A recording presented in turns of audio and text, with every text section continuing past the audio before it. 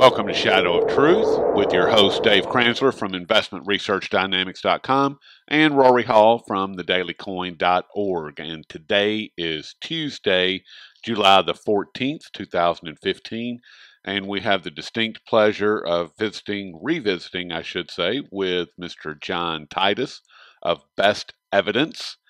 And John is going to enlighten us on the FOMC meeting transcripts from the time during the first QE. And what he has uncovered is absolutely frightening. It details, these criminals detail among themselves just how criminal they actually are. But don't take my word for it.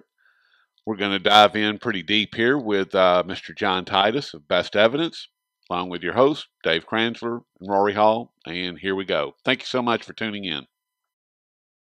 So Rory and I were just kind of marveling at the fact, I don't know if you saw any of the economic reports that were out today, John, but the retail sales number for June showed a 0.3% drop from May, and that's before they strip out inflation. Wow. So we're probably looking at, closer to 3%. Point. Well, I think the bottom. I think the bottom is pretty well dropping out. Yep. Well, if you just strip out inflation, the monthly proration of inflation, you're looking at about a 0.5% decline, and then if you want to annualize that, you're looking at about a 6% drop in retail sales. Right. On an annualized basis. I mean, in the retail sales business, that's a collapse. Yeah, right, of course. Because historically, retail sales always go up by at least inflation. Right. Well, or they go up by the amount of the population is always increasing, and that's an aggregate number. The retail sales number is aggregate, so it should all other things being equal. Is forgetting inflation, just the population increase. It should be going up, and it's not. That's bad. Right. I mean, it's and actually of that 0.3%, I mean, gasoline sales were up 0.8% from May to June, and that's almost all inflation. Yeah. Yes, it is. I can tell you right now that gas here in Nashville, between Nashville and Biloxi, is up about 30 cents a gallon. During June? Yep. Sounds about right for Denver. Ridiculous amount. Yeah. Maybe so what you guys, more than that. So. Yeah. So is that what you want to talk about today? What we were marveling about is the fact that they've got the S&P 500 up now 0.5% on the back of that number, ostensibly because it means that there won't be a rate increase in September. So by that logic, gold and silver should be flying, but they've managed to hit gold and silver. I mean, it's just become so blatant, this extreme intervention in the markets. And what we wanted to chat about with you is this work that you're doing. You're producing a video which documents the notes or the transcripts from the Fed meetings back in 2009, and as everyone knows, they don't release the transcripts for 5 years. So these transcripts have been available since for about 6 months. The transcripts. Well, they release them all at one time. So they release all the transcripts for 2009, I think, at the beginning of this year. And so with the release of the transcripts, of course, the transcripts are much more complete records than are the minutes. Now, the minutes are released the month after the meeting takes place, but the transcripts have a lot more in them, including the presentation materials that are given to the Fed members at the time of the meeting. And so it's interesting to go back through them and see the back and forth between the Fed members, because when you get the minutes, what you get is a unified voice, as if the Fed is a single, it's a unified entity that's speaking in a single voice. But the transcripts show arguments among the Fed members, and that's where you see the stuff being debated. So I went back and looked at 2009. Actually, the one I was interested in was right at the onset of QE, and after it had been going on just a few months. So I used I think it's June 23rd and 24th meeting. The transcript's about 200 pages.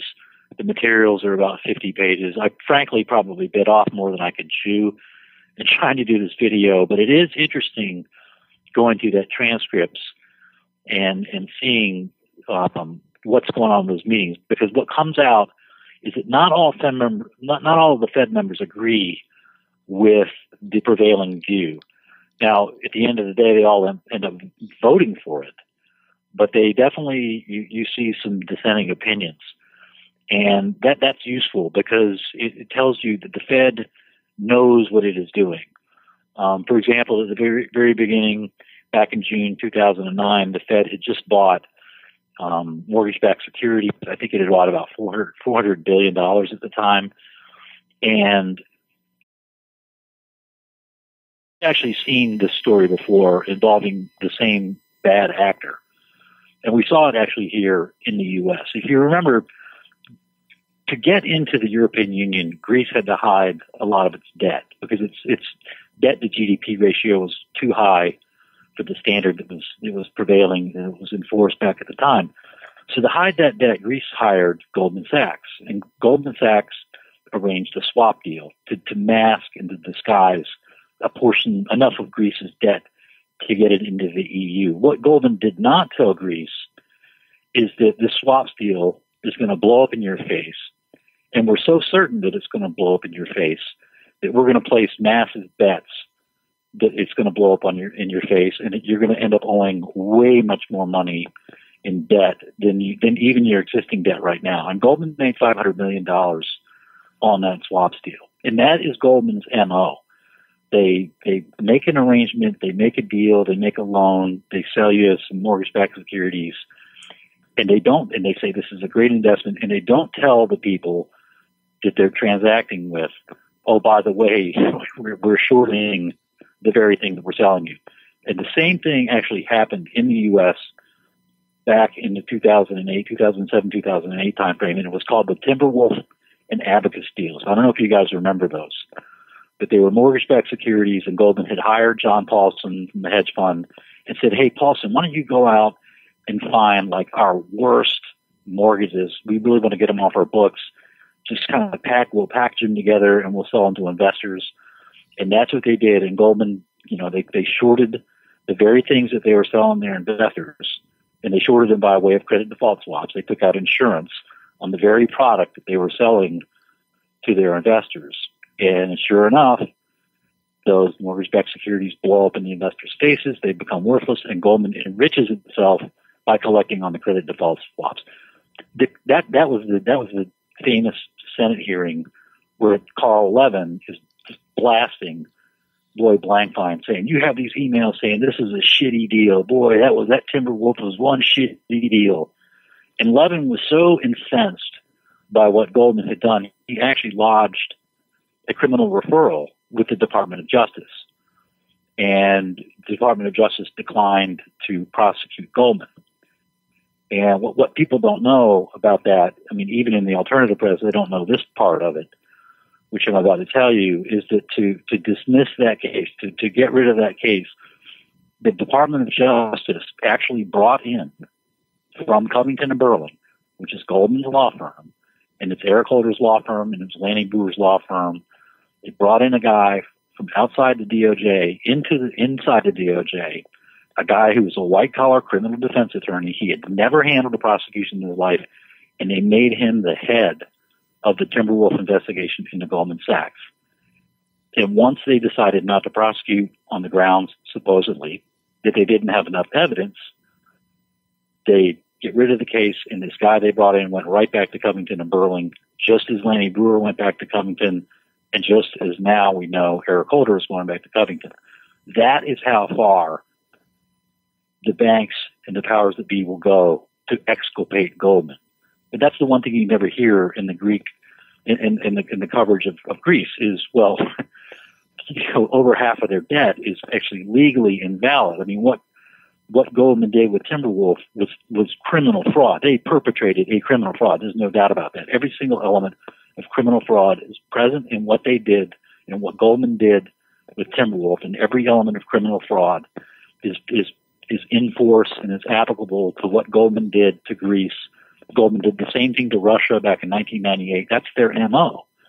And so what should happen in Greece is that this debt, the vast majority of Greece's debt, should be written down. And so it's not, and that's the legal outcome. That should be the legal outcome. And so what goes on is the law is not enforced, and the law is dispensed with because the person, the entity that's in control of all this is Goldman Sachs. Goldman Sachs is more. The law does not apply to Goldman Sachs. They are above the law, and they are above the law formally. And that's what's happened to Greece. The rule of law is not in effect. And ultimately, when you dispense with the rule of law, as we're learning in the case of Greece, you're dispensing with that country's sovereignty. That country is no longer sovereign. And indeed, the ECB is on the precipice of taking over the Greek banks. And that's exactly what's going to happen here. It's just going to take a little bit longer. There is no rule of law. There is no rule of law. I mean, there are laws. There are certainly laws, and there are laws ad infinitum. But the rule of law, which is simply the equal application of law to everybody, nobody is above the law. You know, the rule you have two choices in governance. It's either the rule of law or it's the rule of man, rule by kings. It's one or the other. You can't have both. And the whole system, the global system, including in the U.S., has not only moved de facto. It's not only happening as a matter of fact that we're moving away from the rule of law and to rule by the elites or the oligarchs or the New World Order or whatever you want to call it. It's happening in a formal sense. This is now formal policy that these debts are not going to be written down. There is no rule of law. The rule of law does not apply to creditors, even in the instances of fraud, and that their debt is recognized as sacrosanct no matter what. And then you just figure out the consequences from there. And the consequences in the terms of Greece is no longer sovereign. And oh, by the way, the people who deposited their money in the Greek banks are about to get mulcted of everything they have. You know, and this story was written in the U.S. The same thing happens in the U.S. over and over and over again. It happened in the Detroit bankruptcy. You know, the same thing. Municipality gets into debt. They enter a swaps deal with an investment bank. It's fraudulent. The best investment bank has bet against the municipality. Sure enough, the debt pulls up in the municipality's face, and then everybody goes, "Oh, yeah, they should never have borrowed all that money." Well, they got defrauded. Right. You know, what should happen is people should be put in jail, and they're not being put in jail because they're kings. Well, the king is above the law. Didn't Eric Holder actually didn't the Department of Injustice here in the United States say that, or even pass a law that said that these too big to prosecute banks are too big to prosecute? Well, it wasn't a law. What happened there was in December 2012, there was back-to-back cases. One was HSBC for money laundering, and one was UBS for drug money laundering, right? It was drug money laundering. It was laundering money on behalf of not only drug dealers but for terrorists, terrorist organizations. So they were funding terrorism and drug cartels. Correct, okay. And that was HSBC, and that was when Eric Holder came out and said, "Well, you know, they're too big. We're afraid to prosecute HSBC because it would destabilize the global financial system." And then a week later, the UBS case came out, and the same thing. Well, it's too big to prosecute. And finally, somebody asked, "Well, where are you getting this notion that it would destabilize the global financial system?" And the Holder said, "Well, we consult with experts." And so it's like at that point, well, who are the experts? Because if the experts are the banks themselves, then it means that the accused criminal is essentially exculpating himself. The accused criminal is telling you, "I'm too big to prosecute," and you're listening. And there were a couple investigations, one in the House, one in the Senate about that. This all blew up in their face, by the way, because PBS Frontline aired an episode a month after the HSBC and UBS cases. In January of 2013, PBS came out with Frontline, an episode called The Untouchables, in which, they laid into Lanny Breuer and the DOJ for not prosecuting anybody. And Breuer, reiterated, well, we consult with experts. And that led to an investigation by both the House and the Senate into who these experts are, what are their names. And nobody ever found out any names. And the reason they didn't find out any names is that there weren't any experts from inside the government. That's what Holder and Breuer were trying to say, was that these experts were consulting her from inside the government. But we knew that wasn't the case, because Breuer had already admitted back in September of 2012 that banks and corporations and lawyers were coming into his conference room pleading global destabilization in the event of prosecution. So Breuer had already admitted who the people were. They were lawyers and they were bankers. That's who the experts were. But yet somehow these investigations by the House and the Senate, they were never able to reveal a single name of any government expert. There were no government experts. Holder and Breuer were lying through their teeth. They lied through their teeth. So you mean committed perjury? Yeah, they perjured themselves. Okay. Well, I just want to make sure that we're using the proper language here. They didn't perjure themselves because I'll tell you what, because they never testified on it. They actually got somebody else to testify at the House and Senate hearings. And that was an interesting case too. They got a 17-year DOJ veteran named Maithili Raman to testify. And Maithili Raman said, well, we can't tell you the names of these experts because there's ongoing investigations. And so she dodged and bobbed and weaved throughout the hearing and never gave up a single name. And then guess what happens to Maithili Raman after the hearing's over? Guess where she ends up going? Goldman Sachs. 17. No.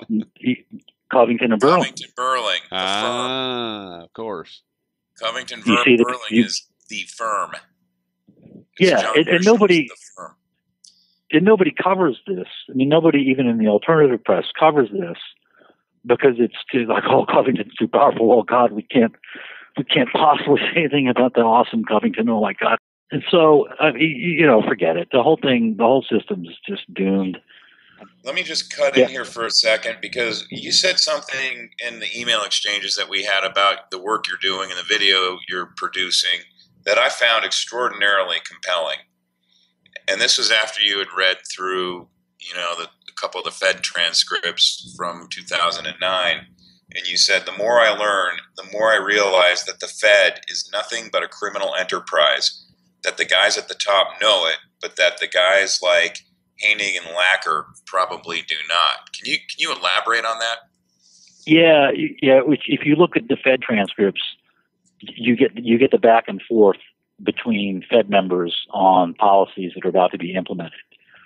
And what comes out loud and clear is that not everybody is on board with, for example, the purchase of mortgage-backed assets. There's a lot of uneasiness among Fed members. But ultimately, they all end up going along with the plan. And it's clear that the plan, and I've read the transcript a few times. I've read a lot of transcripts in my life. I mean, probably thousands. And you got to read them. You got to keep reading them. And what comes out of the Fed transcript is that the plan has been decided on beforehand. And that the Fed meetings are only there to hand down that plan, to discuss the plan, to discuss how to implement the plan, and to prop up the idea that there's like this quasi-democratic process where people argue and debate and then decide what to do. No.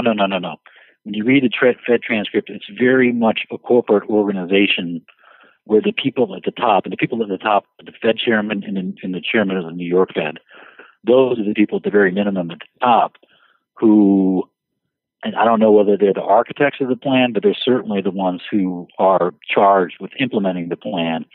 And everybody else there doesn't really matter. And so you get these guys like Honig and Lacker and even Bullard and, sometimes Fisher and sometimes not. And they're uneasy about it, but they never go against it. But they do, interestingly enough, articulate the reasons that buying mortgage-backed securities or that buying treasuries, and not just buying mortgage-backed securities and buying treasuries, the Fed had treasuries on its books for a long time. The difference was with QE, the Fed was printing money to create those new treasuries. It was expanding its balance sheet to get those treasuries. Before that, it was simply trading existing assets on its balance sheet to acquire treasuries so that the balance sheet never really expanded. But in any event, it is very obvious from the transcript that the plan is already decided on and it's being handed down, and it comes into the Fed. The vector to get it into the Fed is through staff reports. And that's another interesting thing about the transcripts is you never see the staff reports. You see the presentation materials, but you never see the staff reports, but they're referred to. And some of the things that the staff reports say, they sound like, why can't we see this? What are they talking about? And a lot of times you can't figure out what they're talking about because you just can't see the staff report, and you never will see the staff report because Congress is just caved, and they believe in this myth of Fed independence. And I'll give you an example of what I'm talking about. This is from the June 23rd, 24th, 2009 meeting. I was shocked to see that, our books could be consolidated with the U.S. government. I'm like, what? And he was talking about Fed bills. And so you read things like this, and it's like, what? The Federal Reserve's books could be consolidated with the U.S. government? And what does that mean? I don't know what that means, and I won't know what it means because I don't have access to the staff reports. But pretty clearly from that, it means that the staff has written a report. They've said, if X and Y apply, the books of the U.S. government could be consolidated with the Fed. And it's shocking to a Fed board member. I mean, Flacker didn't know about this until he read it in the staff report. So in other words, the staff report is informing the Fed about what it's going to do. The members are taking their direction from above. And they're just in there to do, to sort of bandy about like, oh, we shouldn't do this, and we got to think about that, and it's just a dog and pony show. It really is. I mean, at the end of the day, it really is. I mean, they're going to do whatever they're told to do, and while they may complain about it during the meeting, and they complain in their muted way, ultimately they're all on board with it. So I want to ask you something, John. In light of everything that you've just discussed, I mean, would you say that the United States government is really a fascist government at this beginning on December 23rd, 1913? He's referencing the Mussolini definition of fascism, John, the fusion of corporations and governments. Well, I'll take it a step further. The U.S. is not. I don't consider it really a sovereign government anymore, because if you look at the sovereign functions that a government performs, for example, money printing. That's an example Rory just mentioned. We punted on that. We've outsourced that to private banks. But it goes farther than that. I mean, we've outsourced war making. When was the last time a war was declared? We have plenty of wars going on, but hardly any of them have been ratified by the Congress as required by the Constitution. That would be World War II was the last one that was ratified by the Congress. World War II. Same thing with lawmaking. That's been outsourced to corporations, including foreign corporations. Law enforcement is dictated, at least so far as the banks are concerned. Law enforcement and who can be prosecuted, who can't, that comes directly from the Bank for International Settlements, generally, and from the Financial Stability Board in particular, which maintains a list of systemically important financial institutions. I mean, the list goes on and on and on. So when you really get down to it, there are hardly any sovereign functions left in the U.S. that are actually executed within the government. They are decided from abroad, from global corporations, and they are handed down to their minions within the government to do their bidding. And that's the whole government. And so, yeah, it really is. It does meet word for word Mussolini's definition of fascism. I mean, it is the merger of corporate and government power into a single body. Absolutely, it meets that definition. I mean, it's sickening to hear this. I mean, it really is. I want to throw up. Yeah, I mean, it's just. Well, there's a remedy for it. There's a remedy for it, and again, there's a legal outcome, and the legal outcome's not going to happen. The debt write-downs aren't going to happen. No. The legal outcome for this stuff is trials. Well, A, it's impeachment. That's not happening, and B, it's treason trials. Yes. And that's not happening either. And the problem with this is, well, once you get rid of the legal mechanisms, the legal remedy to take care of problems, you're not leaving people many options. And if you read the Declaration of Independence, it says, we have not only the right, but we have the duty the responsibility to throw off a duty. The word is duty, to throw off this government. And that's where we're headed. And look what's happened in Greece. I mean, there is the consent of the people is being expressly overridden as we speak. Yes. The people voted no to Twice. that debt proposal, and now they are implementing an even worse proposal. And this is being done, assuming it's done tomorrow by the Greek parliament, by the government. I mean, there is no consent of the governed. There is no rule of law. It's gone. And so they're really leaving they're leaving people no choice but pitchforks and torches on the one hand, or, ropes and lampposts on the other. This doesn't end well. No. And in Greece, they voted twice now. When they voted for the Syriza government to come in, or the Syriza party to lead the people, that was the first time that they voted to leave the euro and leave the European Union. There was a small consensus of about 35% of the people that voted the Syriza party in, but there was a very decisive 61-62% on July the 5th that said, we want out. And now Victoria Nuland and the criminals within NATO attacked very quietly and got him to vote against the people. So I'm expecting that country to blow up any time. I mean, the people. Yeah, I don't know what happened there. I mean, it was very curious that Varoufakis, or whatever his name is, the finance minister. Varoufakis, yes. He vanishes. Bailed. And Cyprus just buckles like a just fell apart like a cheap suit. Yes. So you do. I mean, and I don't know what happened there. I can only speculate. But here's what I do know: the Greek people said no, and the people who elected their officials to say no said yes. Now, again, the parliament has to go that way, but it just goes to show you that the powers that be do not care, and they spit on the governed. They don't care about the consent of the governed. The consent of the governed doesn't matter to them. What matters to them is that debt, no matter if it's illegally or fraudulently incurred, is sustained. And it needs to be written down, and it's not going to be, because the ultimate law is all of our debts are valid, and we're going to extract blood money proving it.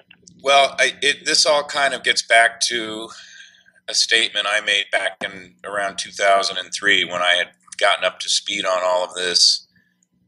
I started looking at the precious metals market in middle of 2001, and then it naturally takes you into all this other truth-seeking.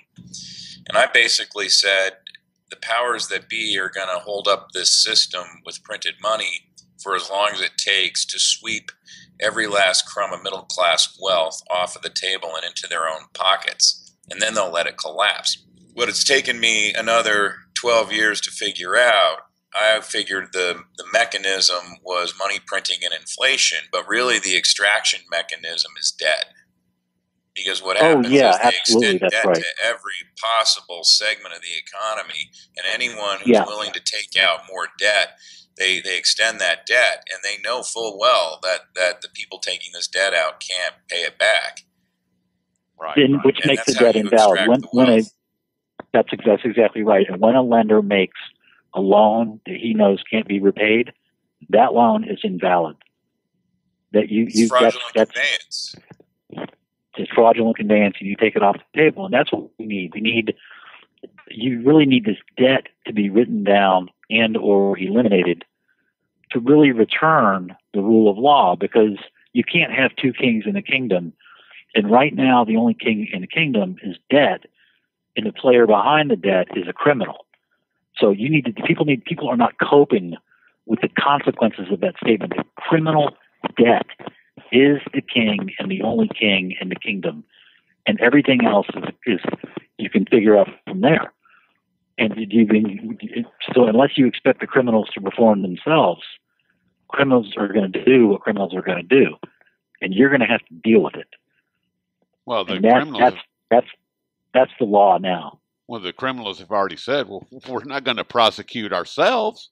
I mean, right? I mean, right. The band of experts that, the Department of Injustice brought in, nothing but criminals. I mean, nothing but bankers and lawyers that represented the bank. The lawyers represented the banks, and then their banking experts said, well, we're too big to prosecute. Right. So, and if propping up that debt means that they have to take all of your money and they have to burn your house down, then they're going to take all your money and they're going to burn your house down.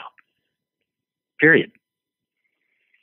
And I don't see many people coping with that reality. The system is run by criminals with a bottomless appetite for fraudulent debt.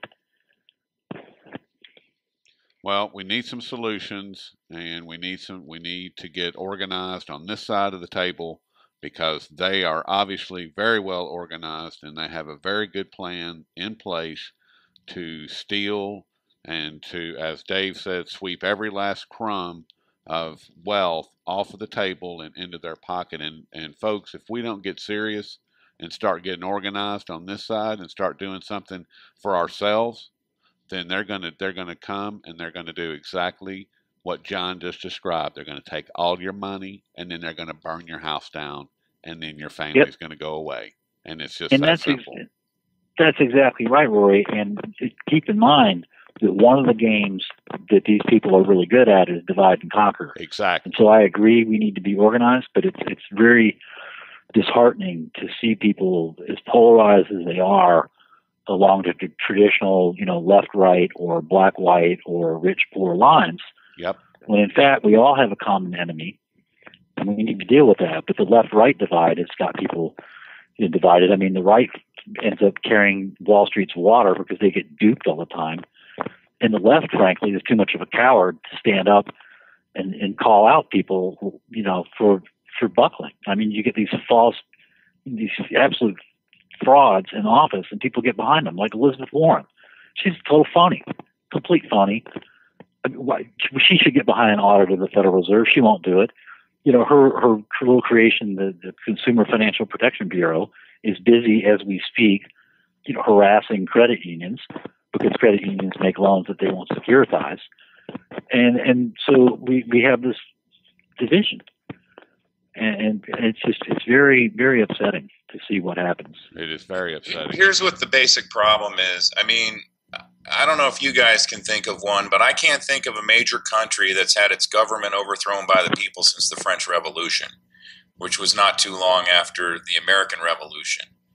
And I just think that because of technology, etc., we're in a situation now where even if the people, obviously the United States, the population is fairly well armed, but the technology has enabled the government to protect themselves against an armed populace just by drones alone. And yeah, I just don't think a popular revolution is possible. And I kind of wanted to maybe sort of end this session with it's one of my favorite quotes from Atlas Shrugged. It's in the Francisco speech on money, and it's really Ayn Rand's vision about what's going to happen in this country using the Francisco character as the medium. And it's when you see that money is flowing to those who deal not in goods but in favors, when you see that men get richer by graft and by pull than by work, and your laws don't protect you against them, but protect them against you, when you see corruption being rewarded and honesty becoming a self-sacrifice, you may know that your society is doomed. Paper is a check drawn by legal looters upon an account which is not theirs, upon the virtue of the victims. Watch for the day when it bounces marked account overdrawn. And I think we're right. I think we're right there in this country right now. Well, once again, there was reported just a couple of days ago or yesterday over at Joshua Krause, who does a great job for the Daily Sheeple, keeping us informed that there's still 45 million people in the food stamp line, in the free lunch line, for 4 years now. 40. Yeah, well, I put that in context. Million. The population of all Canada is 35 million. And there you have it. Yeah. I mean, I'll tell you a quote. Dave, you got a quote. I got a quote for you by Oliver Wendell Holmes Jr., who was a Supreme Court justice. He said, even a dog knows the difference between being tripped over and being kicked. And apparently, a lot of people aren't even as smart as dogs because we get repeatedly kicked, and people want to pretend that it's just an accident. I mean, did you have to watch Charlie Brown 5,000 times and figure out he wasn't going to kick the football? No. There may be a problem. John, that's one of my favorite quotes from you. I laugh every time I hear that because it's so appropriate. Yeah, so my advice to people is, like a senior partner one time told me way back in the day, you better get real smart real fast. And there you have it. Well, I hope that somehow or another that we can, on this side of the fence, get organized and start doing something and start making some progress in the right direction. Otherwise, it doesn't look good.